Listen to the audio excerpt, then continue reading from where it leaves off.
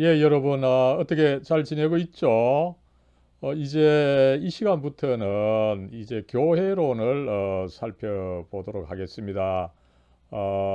지난 시간까지는 이제 성령론이라고 하는 이름 아래서 이 성령께서 우리들의 구원을 어떻게 시작해서 이끌어 가느냐, 이런 문제를 다루면서 특별히 이 구원의 단계, 다섯 단계로 된 구원의 단계를 살펴봤습니다. 그랬을 때 이제 이런 구원 과정이 사실은 이제 교회에서 이루어지게 되는 겁니다. 그러다 보니까 이제 그러면 교회가 무엇이냐 이것을 이제 살펴보는 것입니다.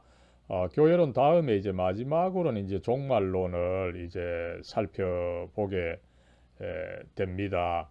아마 여러분들 지금까지 이 조직 신학 그 수강하면서 일단은 여러 이그 론 이렇게 나오면서 또 여기에 대해서 어, 가톨릭 교회, 루터파, 감리교회의 그 다른 입장들 이런 것을 살펴보다 보니까 아마 여러분들이 조금 그 힘들었을 수가 있습니다. 그러나 이렇게 전체적인 내용만 일단 쭉쭉쭉 한번 살펴보고 저런 게 있었다 이 정도로만 여러분들이 확인해도 이 학부 단계에서는 사실은 이 좋은 이 조직 신학 공부입니다. 이것은 이제 일단은 이런 것을 한번 여러분들 들어보고 앞으로 신앙 생활을 하면서 계속해서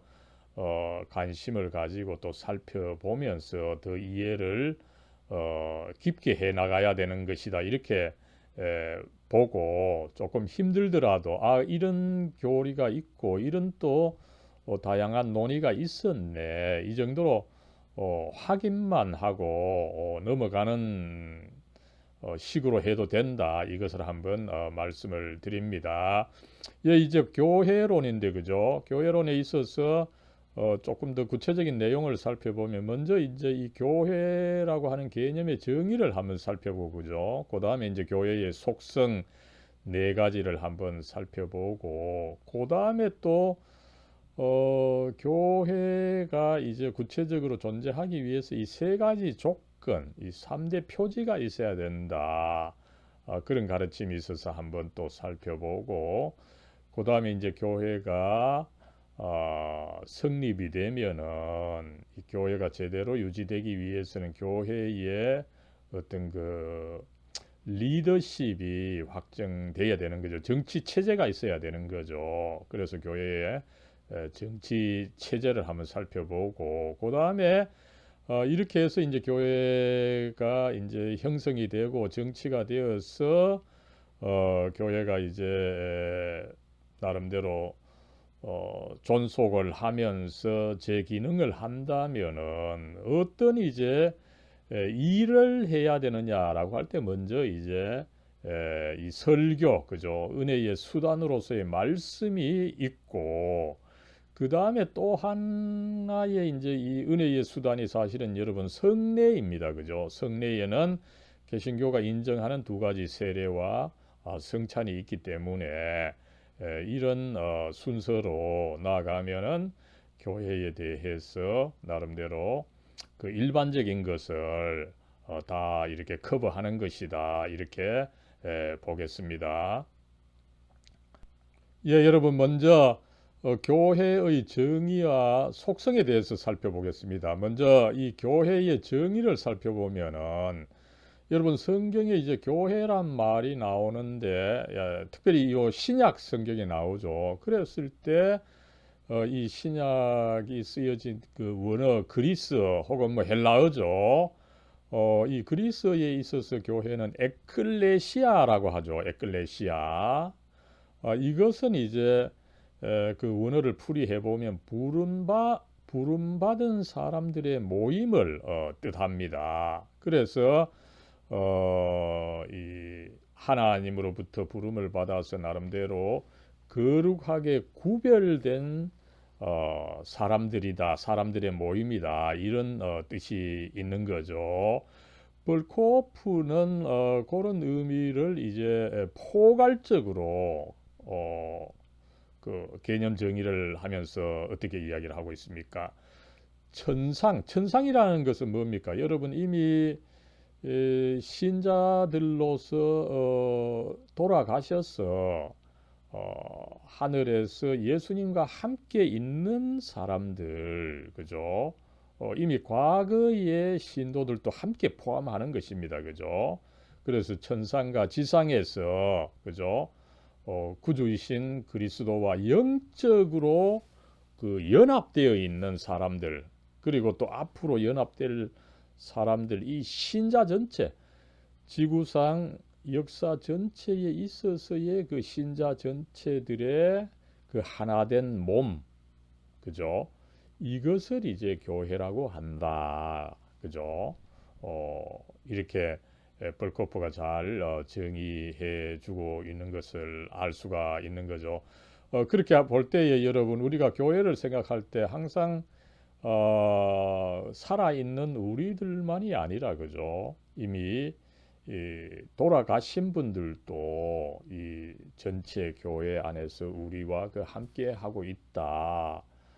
위로가 되는 말이죠, 그죠? 그랬을 때 여러분 우리말에서는 이제 교회, 그죠? 가르치는 사람들의 모임이다. 이렇게 이제 번역을 어, 그런 의미가 있는데 그죠? 영어에서는 교회를 처치라고 하죠, 그죠? 독일어로는 이제 키르헤, 그 다음에 스코틀랜드어로는 컬크, 이렇게 이제 그 단어가 있습니다만은 이런 단어들 그죠? 유럽의 그 교회를 의미하는 여러 가지 단어들 이것은 퀴리아코스 그죠? 주님께 속한 사람들이라고 하는 이 말에서 유래가 되었다. 그죠? 어떤 식으로든지 이 주님과 연합되어 있는 사람들의 모임이다. 그죠? 그것을 그 유럽어 단어 자체에서 보여주는 것을 우리가 한번 확인할 수가 있습니다. 여기에 비해서 우리 중국, 일본, 한국에서는 오히려 주님과 연합되어 있다 이 의미보다는 그 기능 중에 하나로서 가르친다라고 하는 거 그죠?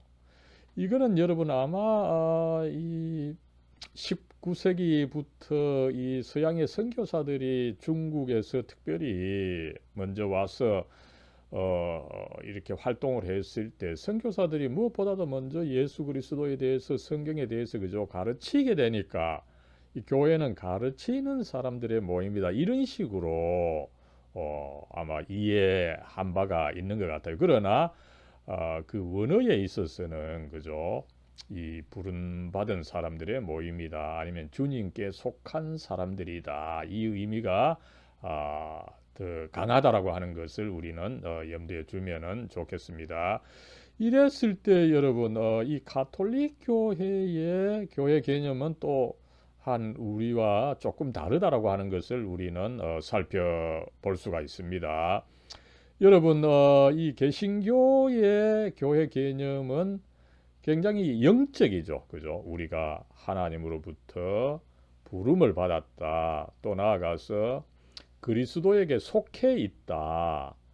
이렇게 영적인 의미, 영적인 관계의 의미가 강한데 반해서 가톨릭 교회는 교회 자체의 그 외적이고 가시적인 조직, 그죠? 교회의 조직을 의미하는 겁니다. 그러나 여러분 여기서 조직을 의미한다고 해서 가톨릭 교회의 평신도를 포함하는 조직을 의미하느냐? 그건 아니라는 거죠. 가톨릭 교회는 이 모든 신자들의 단체, 그죠? 가톨릭 교회에서 물론 뭐 신자들도 중요하지만 더 중요한 것은 이 사제들의 모임입니다. 그죠? 사제들의 그 위계제도, 이 하이어라키죠.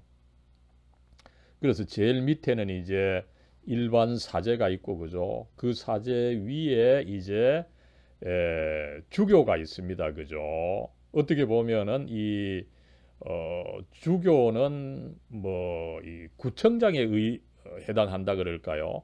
구청장 위에 이제 또 어떤 시장으로서 또 시장과 같은 직위에 있는 대주교. 그 다음에 추기경은 어떻게 본다면은 뭐곧 우리나라 같은 나라의 어떤 그 대통령에 해당하는 직책이죠. 우리 대한민국에 있는 모든 이 가톨릭 교회를 관장하는 추기경이 있고 그죠.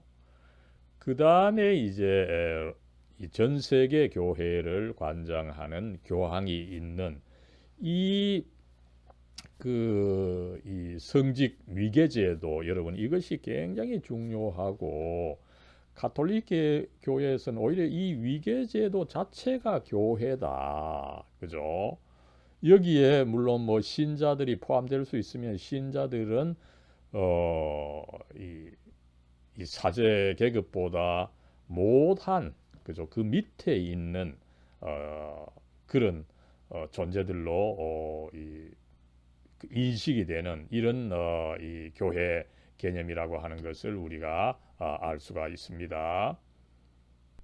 예, 여러분, 이 가톨릭 교회가 그렇게 보이는 어떤 그 교회 조직, 그죠? 이 조직의 핵심으로서 그 사제 계급, 이 사제들의 그 성직 위계 제도, 이것을 이 강조한 데 반해서 개신교회는 오히려 그런 개념을 거부한 이런 역사가 있는 거죠.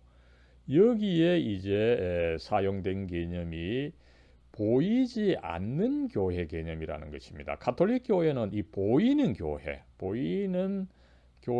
그 조직, 그 성직 위계 제도를 강조하다 보니까 종교개혁자들은 오히려 이 보이지 않는 교회가 중요하다, 그죠?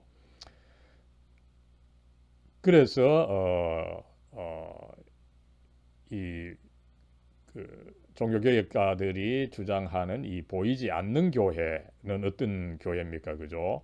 하나님으로부터 선택된 자로서 여기서 이제 예정 개념이 중요하게 들어가는 것을 우리가 알 수가 있는 거죠. 그리고 하나님의 성령에 의해서 이 부르심, 그죠? 효과적인 부르심을 받고, 그죠?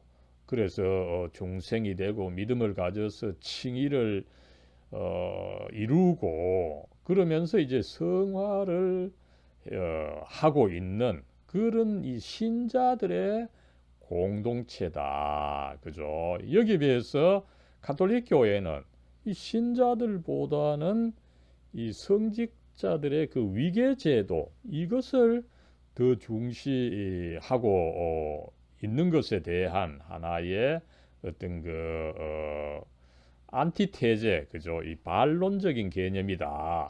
이렇게 우리가 볼 수가 있는 것입니다. 예, 여러분, 앞에서 살펴본 것처럼 이 가톨릭 교회는 외적인 조직으로서의 그 교회, 이 사제들의 그 성직 위계 제도를 중시한 것이 있습니다. 그죠? 그러나 그렇게 되다 보니까 중세 교회가 이 타락이 되었다고 보고 종교 개혁자들은 가톨릭 교회가 이제 보이는 교회를 강조한 데 반해서 이 종교 개혁가들은 오히려 보이지 않는 교회, 무형 교회를 강조한 이 흐름이 있습니다. 어, 그랬을 때 여러분 보이지 않는 교회는 뭡니까? 그죠? 여기서 이제 이 구원의 단계가 나름대로 적용이 되고 있는 것을 알 수가 있는 거죠. 그죠? 먼저 하나님께서 이 선택으로 예정해 준 분들이 있고 그죠? 그 사람들이 이제 성령의 그 효과적인 부름을 통해서 그죠? 믿음을 가지고 칭의를 받고 이 성화를 이루어 나가는 이 신자들의 공동체다. 신자들의 공동체다. 그죠? 나름대로 이 가톨릭 교회는 사제 계급을 강조한 데 반해서 오히려 종교개혁자들은 이 신자들의 공동체인데 이 신자들이 누굽니까? 그죠? 하나님의 예정과 그리스도의 구속과 이 성령의 구원 사역을 받아서 이 신자들이 형성된 것이기 때문에 이 중요하다는 거죠, 그죠? 그래서 이 종교개혁가들은 이렇게 그 하나님께서 역사해서 이 신자들이 있기 때문에 이 신자들의 모임 자체가 중요하다. 그죠? 그러나 그런 역사 과정은 이제 사실은 우리가 볼 수는 없는 거죠. 그래서 이 보이지 않는 교회를 강조한 흐름이 있다라고 하는 것을 우리는 이해를 해야 됩니다. 여러분 교과서에 보면은 혹은 또 우리 개혁 신학에서 무조건 이 보이지 않는 교회와 보이는 교회가 이렇게 제시되었습니다. 그죠? 그것을 역사적 정황을 알지 못하고 이렇게 이해하면은 그 이해의 깊이가 조금 얕아지는 거죠. 그랬을 때 아무쪼록 이 두 개념이 이런 그 역사적 정황을 반영한다. 이것을 이해하면 좋겠습니다. 그랬을 때 이제 여러분 이 보이는 교회가 이제 그러면 뭡니까? 그죠? 보이지 않는 교회가 이제 그렇게 하나님의 역사를 통해서 믿음을 갖게 된 이 참 신자들의 모임이다. 이렇게 했을 때 보이는 교회는 사실은 어떻습니까? 그죠? 신앙을 일단 뭐 참으로 고백하든지 아니면은 뭐 이 거짓으로 고백하든지 그죠? 일단은 뭐 신앙을 고백하는 사람들과 그다음에 그들의 자녀들의 이 공동체입니다. 그죠? 그러나 이런 공동체 안에는 뭡니까? 사실상에 있어서 이 불신자들과 위선자들도 포함이 될 수가 있는 거죠. 그러나 이들은 사실은 이 참신자라고 볼 수 없기 때문에 이 참신자들의 공동체인 이 보이지 않는 교회에는 이 불신자들과 위선자들은 포함되지 않는다 이렇게 볼 수가 있는 거죠. 그래서 수학적으로 보면 어떻습니까, 그죠? 교회가 이렇게 있지만 이 보이는 교회가 있지만 보이는 교회의 교인들이 모두가 참신자가 아니라 그 참신자는 참으로 그 하나님의 역사에 의해서 믿음을 갖고 있는 이 참신자들이다. 그죠? 이것을 우리가 이해할 수가 있는 거죠. 여기서 이제 비교적 이 보이지 않는 교회를 강조했던 이 칼빈이 이 보이지 않는 교회가 비교적 현실로 드러나는 것이 뭐냐라고 했을 때 이 칼빈의 이 교회 개념이죠. 참 믿음을 고백하면서 세례로서 이 믿음을 시작하고 그 다음에 이제 이 세례 받고만 있어서는 안 되죠, 그죠? 계속 또 성찬에 참여함으로써 이 하나됨을 이루는 거죠. 이 그리스도의 한 몸, 그것을 우리가 먹음으로써 한 피, 그리스도의 피를 또 이 나눔으로써 이 하나가 되는 거죠. 그리고 계속해서 이 하나님의 말씀을 들음으로 성장하고 여러분 이제 그죠 위선자들과 불신자들은 여기서 조금 드러나는 거죠. 이 하나님의 말씀을 계속 듣고 성장하는 것이 그들은 좀 불가능한 그런 측면이 있어요. 그죠?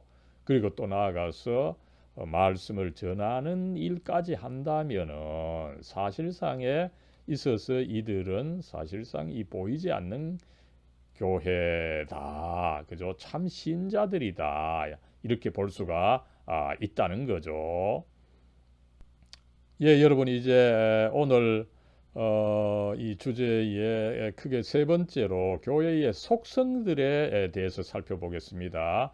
이 교회의 속성들 뭐 여러 가지로 이야기할 수가 있는데 대표적으로 이제 교회가 공적으로 가르쳐 온 두 가지의 신조를 통해서 한번 살펴보겠습니다. 여러분 사도신경은 먼저 이제 그 마지막 부분에 교회에 대해서 그죠? 나는 거룩한 공교회를 믿습니다. 그죠?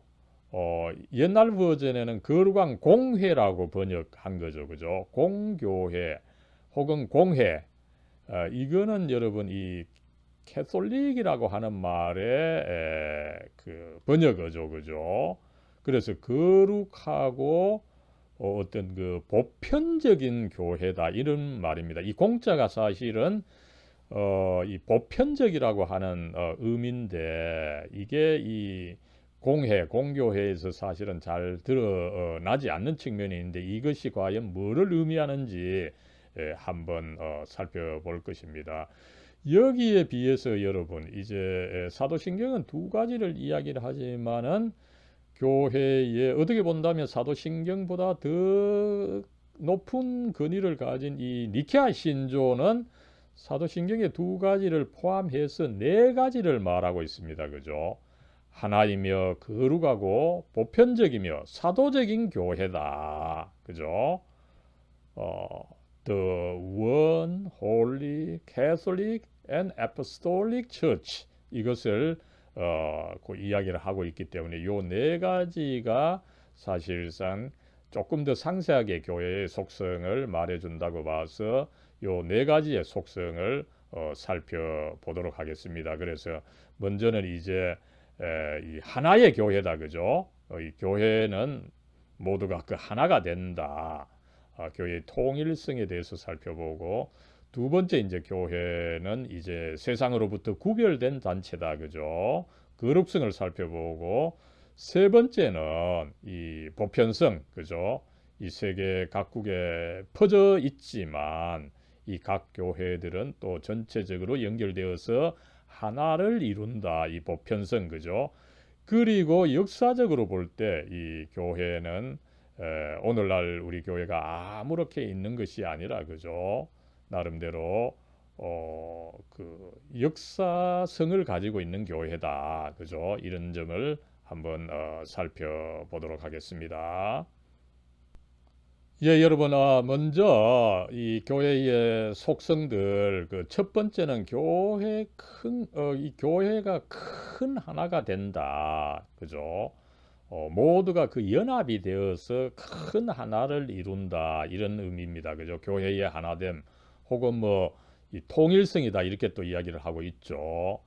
여러분, 어떻습니까? 우리가 뭐, 이 다녀온 교회, 그죠?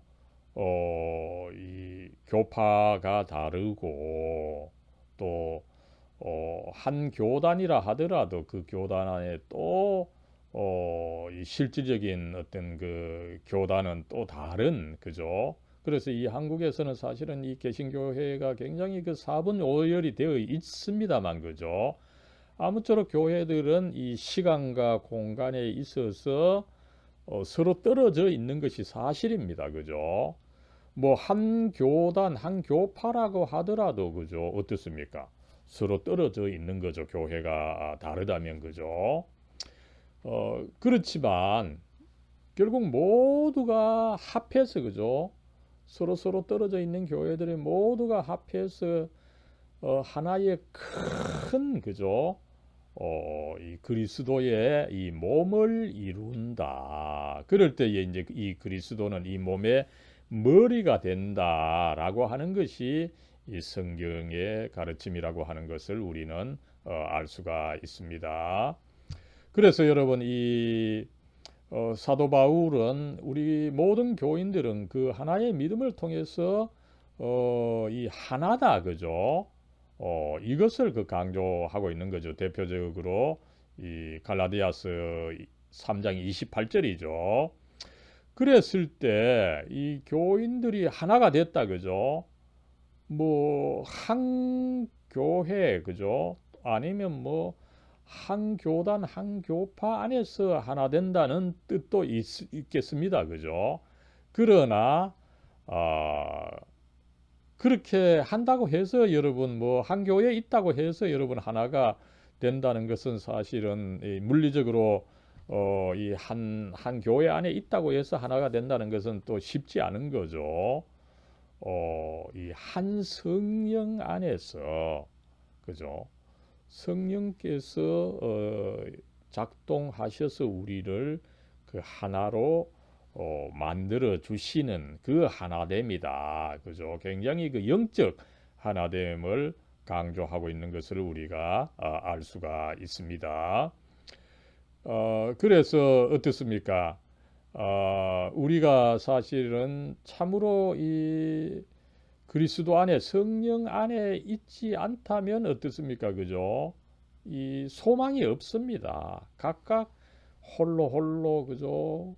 외롭게 고독하게 이 사라져야 하는 존재들입니다. 그죠?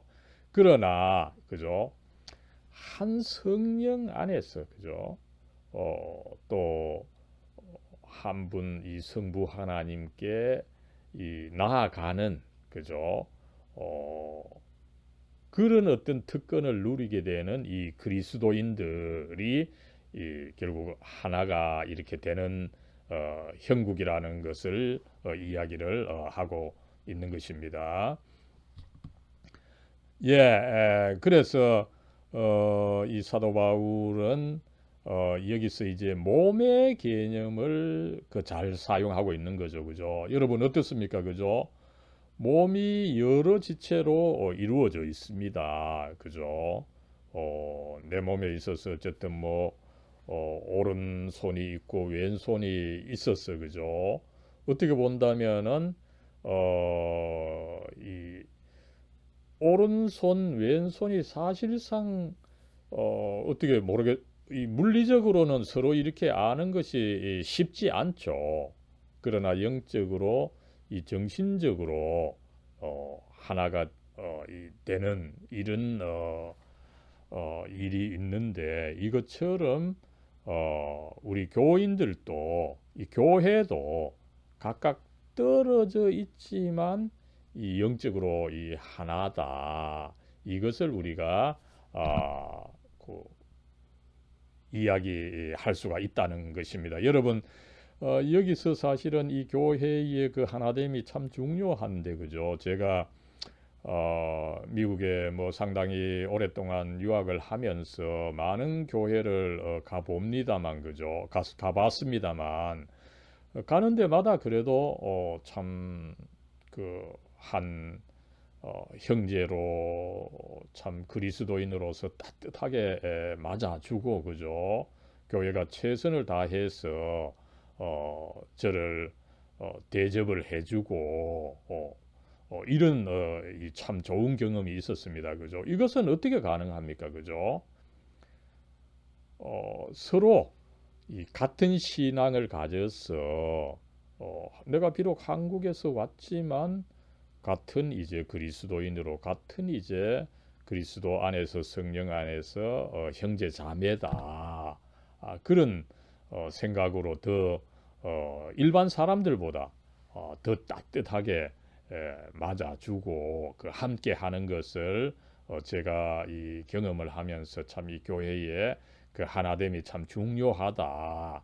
이것을 한번 느낀 적이 있습니다만은 이렇게 해서 아무쪼록 교회는 이 시간과 공간에 있어서 서로 떨어져 있지만 이 한 신앙 안에서 한 성령의 역사를 통해서 모두가 하나의 서로 연결이 되어서 결국은 이 그리스도의 그 몸을 이룬다. 그죠?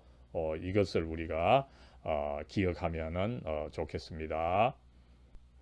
여러분, 이렇게 이제 교회가 하나 되어 있는데 이 하나됨에 대해서 또 이 가톨릭 교회는 또 의견이 조금 다르죠.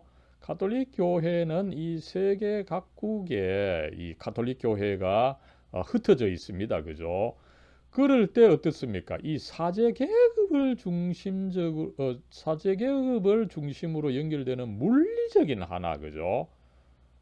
거기 어떤 지역에 이 성당이 하나 설치가 되면 그죠? 그 성당에 사제가 가 있기 때문에 이 사제가 로마에 있는 교황으로부터 이 조직되어서 연결되니까 그래서 사실상 이 사제를 통해서 지구상에 있는 모든 가톨릭 교회가 물리적으로 연결되는 이 하나됨 이것을 강조하는 특징이 있다는 거죠. 여기에 비해서 개신교회는 오히려 영적으로 그 하나 된다. 그죠?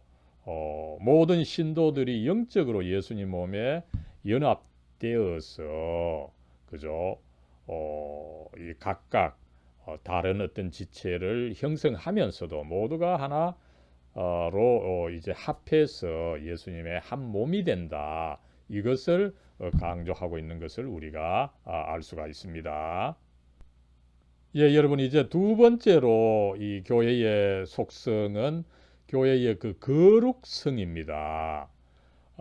이 거룩하다, 그죠? 이 거룩하다는 것은 뭐 특별히 그 자체가 뭐 고상해서 고상하고 뛰어나서 거룩하다기보다는 그죠?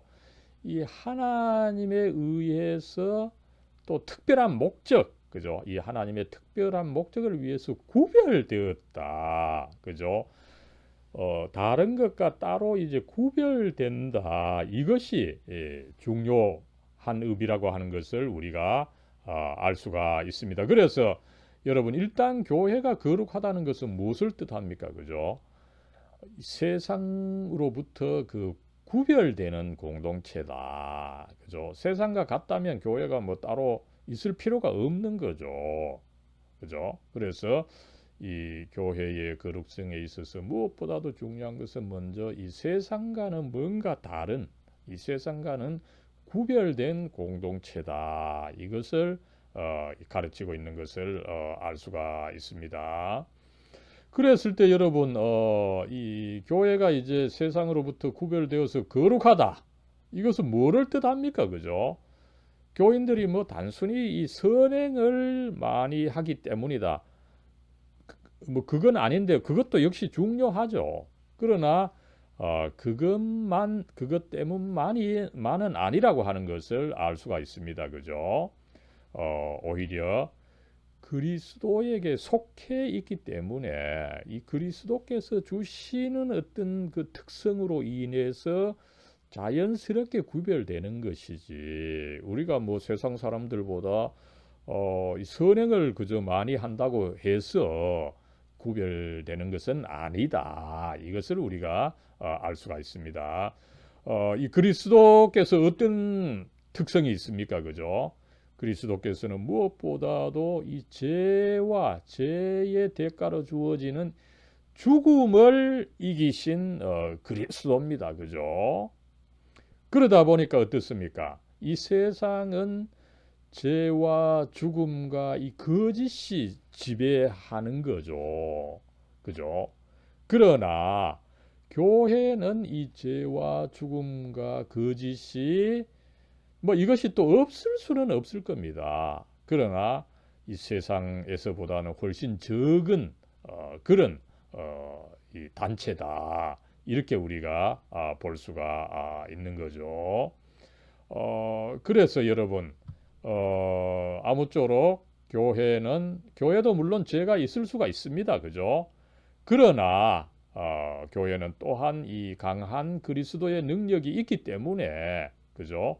이 죄와 죄의 대가인 죽음이 이 지배하는 세상을 이기는 그런 특성이 있다라고 하는 것을 우리는 알 수가 있습니다.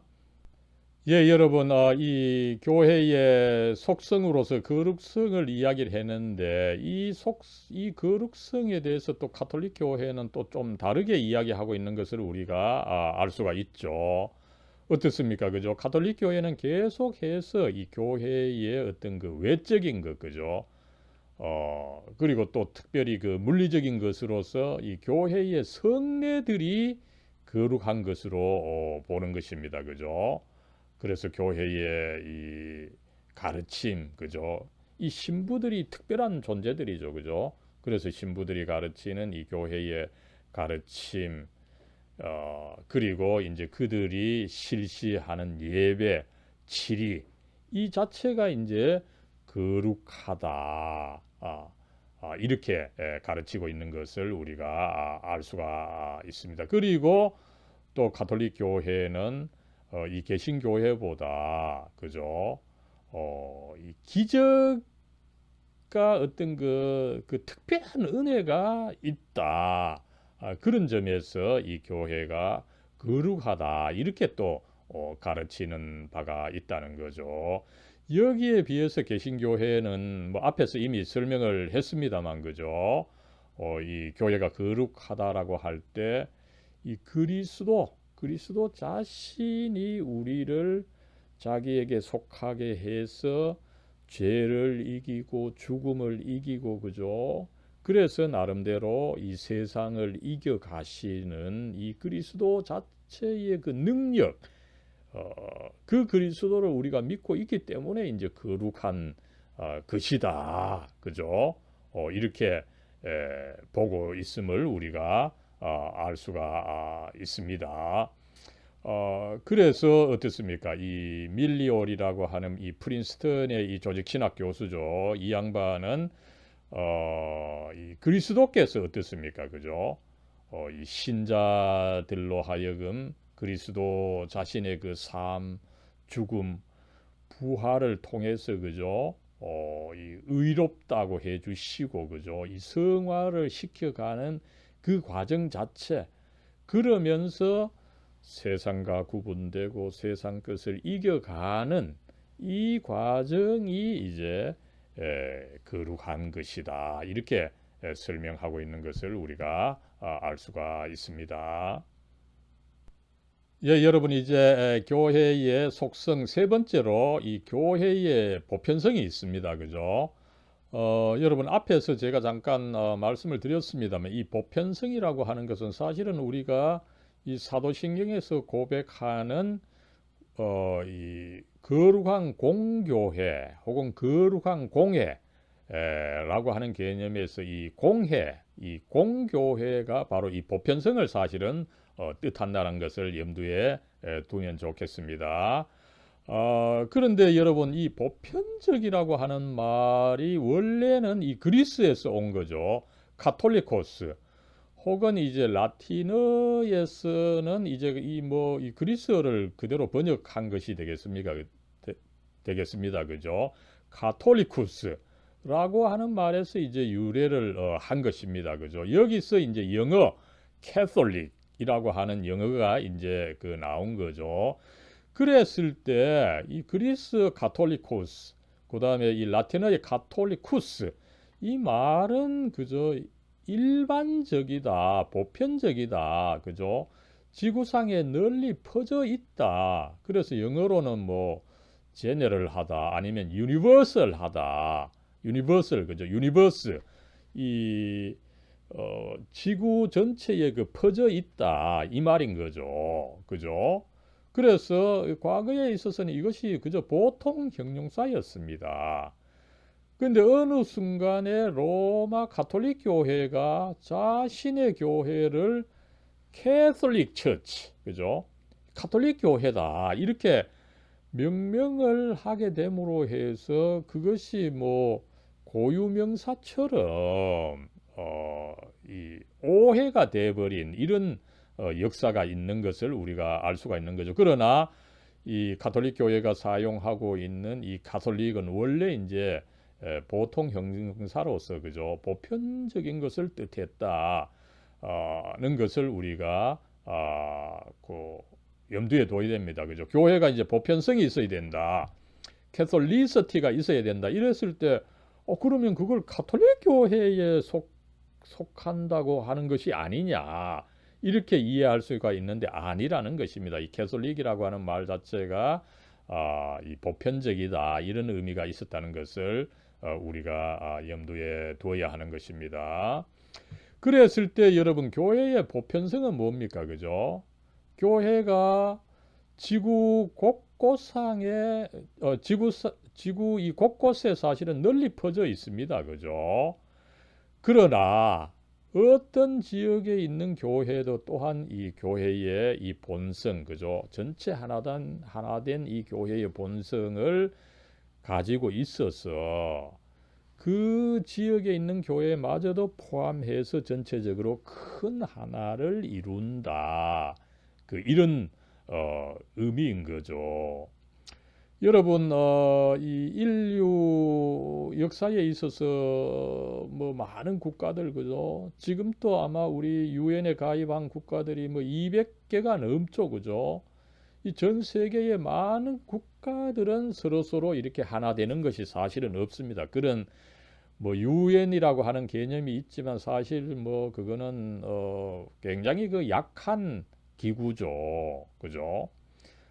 여기에 비해서 교회는 이미 일찍부터 이 전 지구상의 여러 교회들이 흩어져 있지만 이 교회가 결국은 모두가 하나로 이제 연합하게 되고 한 몸을 이루는데 그것이 바로 그리스도의 몸이고 그 몸의 머리가 바로 그리스도시다. 이런 이제 개념이 있다라고 하는 것을 우리가 알 수가 있습니다. 그러니까 여러분 어떻습니까, 그죠? 한국에도 사실은 뭐 많은 이 교파가 이 사분오열이 되어 있고, 그죠? 또 뭐 옆에 보면은 작은 개척교회 있습니다만, 그죠? 우리 기독교는 그런 작고 보잘것없는 교회라도 나름대로 이 보편적인 신앙을 가지고 이 성경에 충실한다면 그 교회도 사실은 하나의 그 교회로서 보편적인 교회로서 이 보편적인 몸을 이룬 예수님과 연합이 되어 있다. 이것을 우리가 알 수가 있다는 것입니다. 그래서 여러분 어떻습니까? 그죠? 이 지역에 있는 그 이 특수한 교회, 각각 그 적은 교회 나름대로 이 뭐 유명한 교단일 수도 있고 아닐 수도 있고, 그죠? 또 큰 교회일 수도 있고 아닌 교회일 수도 있고, 그죠? 또 조그마한 어떤 그 개척 교회도 교회일 수도 있지만 이런 교회 역시 어떻습니까, 그죠?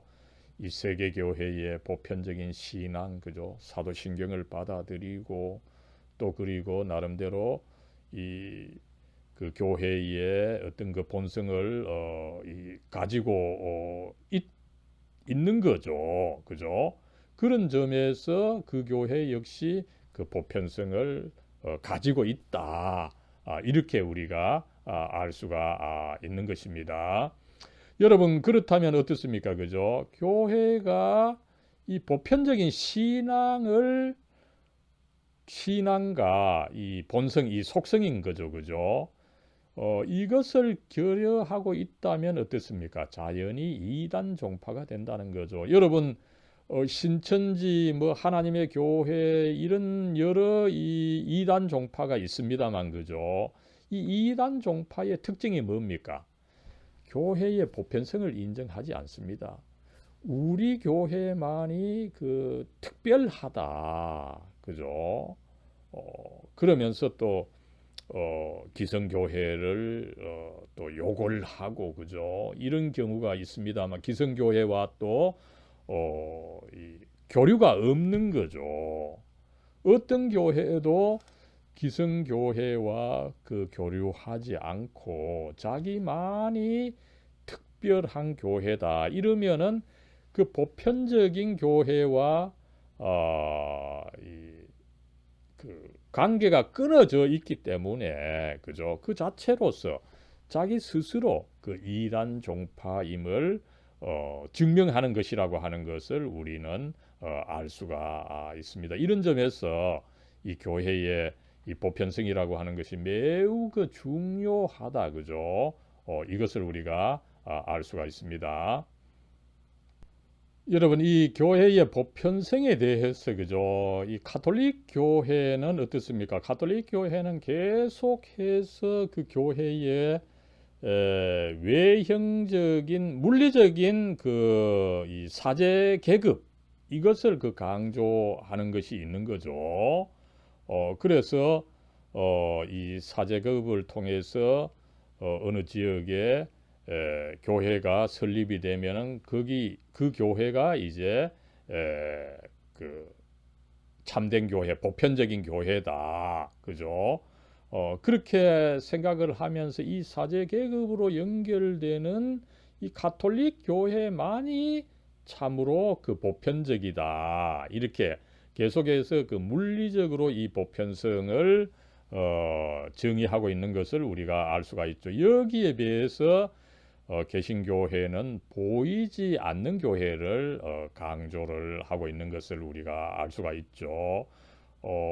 이 교인이 누굽니까? 그죠? 하나님으로부터 선택을 받고 그다음에 하나님의 이 성령의 그 효과적인 부르심을 통해서 믿음을 갖게 된 사람들입니다. 그죠? 이런 사람들 사실은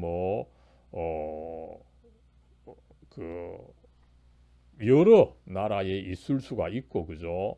비록 그 교회 조직이 좀 약하더라도 이런 사람이 또 있으면은 그것도 사실은 우리가 교회가 아닌 것으로 말할 수는 없다는 거죠.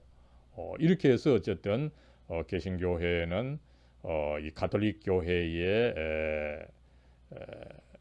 그 거부하면서 나름대로 이 보이지 않는 교회 개념을 여기서도 그 적용하고 있는 것을 알 수가 있습니다. 그래서 어떻습니까? 이 보이지 않는 교회, 그죠? 모든 시대 모든 신자들을 이 포함하고, 그죠? 세계의 모든 민족들 사이에 그 지체들을 두며 인간의 이 삶 전체를 이끌어가기 때문에 이 참으로 보편적인 것이다. 그죠? 단순히 이 신부 중심으로 교회가 세워지고 그러면 그 교회에 속하면 자연스럽게 보편교회에 속한다라고 보는 이 가톨릭 교회의 개념이 사실은 그 문제가 있다라고 하는 것을 알 수가 있는 것입니다. 그랬을 때 여러분 이 세계 그 교회 현상을 보면 그죠? 이런 교회의 보편성을 무시하는 교회, 물론 당연히 이단 종파가 있는 거죠. 그런데 또 이 교회 역사를 살펴보면은 특별한 그 민족 교회가 그 한 나라 전체가 그 민족 교회를 그 형성을 하면서 그 민족 교회의 특수성을 이야기할 때 그죠? 그 나라에 있으면은 사실은 그 잘 모르는 거죠. 그죠? 여러분 그 대표적인 이 문제를 우리는 이 히틀러 치하의 독일 루터 교회를 들 수가 있습니다. 그죠? 여러분 특별히 30년대죠. 그죠? 1930년대 이 히틀러가 이제 이 독일의 그 수반이 되었을 때 그죠? 어떻습니까? 그죠? 이 독일 교회 교인들 그죠? 그 뛰어난 이 신학자도 많고 뛰어난 이 교인들이 많았는데 그들 모두가 사실은 히틀러가 오히려 이 메시아다. 그죠? 이렇게 이야기를 하면서 그리고 이 독일 교회는 이 독일 민족의 그 교회다. 그 가장 뛰어난 그 아리안 민족의 교회다.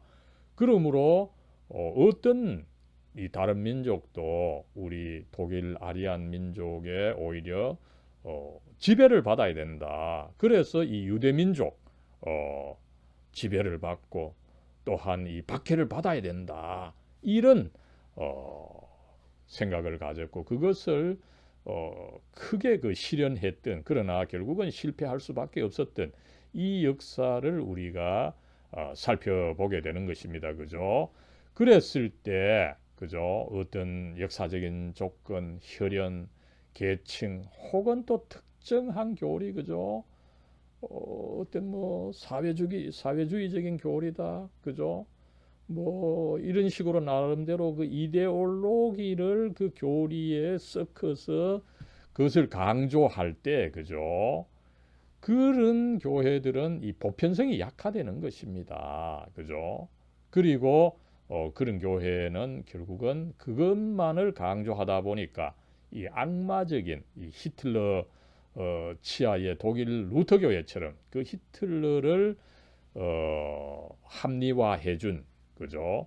신학적으로 오히려 시켜준 이 독일 루터 교회처럼 악마적인 성격을 갖게 된다, 그죠? 그래서 교회가 사실은 심지어 정치적으로도 어떤 그 특정한 노선을 정치권과 연결이 되어서 그것을 강조한다면은 그 자체로 악마적인 성격을 가지게 된다. 이것을 우리는 한번 살펴볼 수가 있고요, 그죠? 그래서 교회는 이 보편적인 교리 이것을 계속 찾아서 가르치고 그것을 따라가려고 하는, 그죠?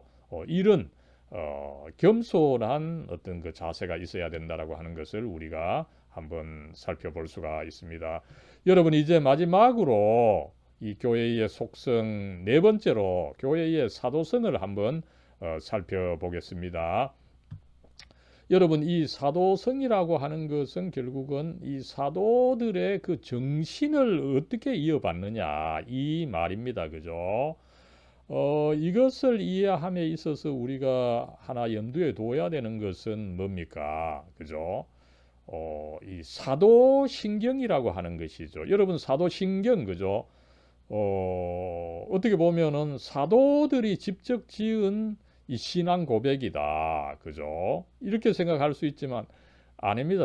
이 사도신경은 사실은 뭐 이 4세기, 5세기경에 이제 로마 교회들이 이제 사용하기 시작하다가